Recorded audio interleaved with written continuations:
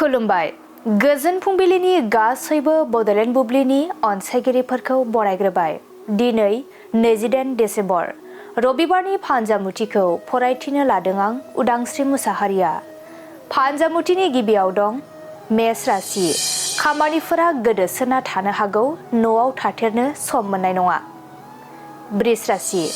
साननायफोरा मोगथां महर मोनगोन, गोसोआव रंजाखांनाय फैगोन। मिथुन राशि। गोजान जायगायाव दावबायहैनो गोनां जानो हागौ, गोबां खस्थ' मोनगोन। कर्क राशि। गोसोआव गोथार साननाय हनायफोरा जायगा मोनगोन, मोजां सान। सिंह राशि। देहायाव हरखाबै सानाय सुनाय सोमजिनो हागौ, जेरावबो थानो गोजोन मोननाय नङा।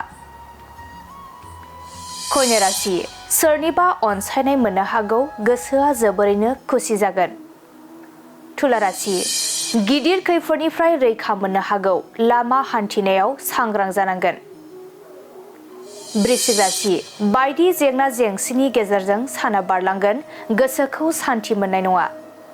धनु राशि। नखरनि गोबां खामानिफोराव मुखुब जानानै थानांनो हागौ, देहाखौ मेंखांनाय मोनगोन। मकर राशि। जिउआव लानाय थांखियाव उथ्रिसार जानो हागोन, मोजां मुं आरजिनो हागोन।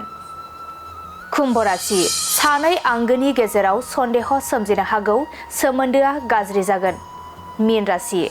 नोंथाङा गावनि लोगोखौ लोगो मोननो हागौ, खुसिनि सान। दिनै सानसेनि राशि फरायथिनायाबो एसेनोसै। आसा खालामो नोंथांनि दिनैनि साना मोजाङै मोजां थांगोन, बेखौ बड'लेण्ड बुब्लि नखरनिफ्राय मिजिंथिबाय। गोजोन्थों।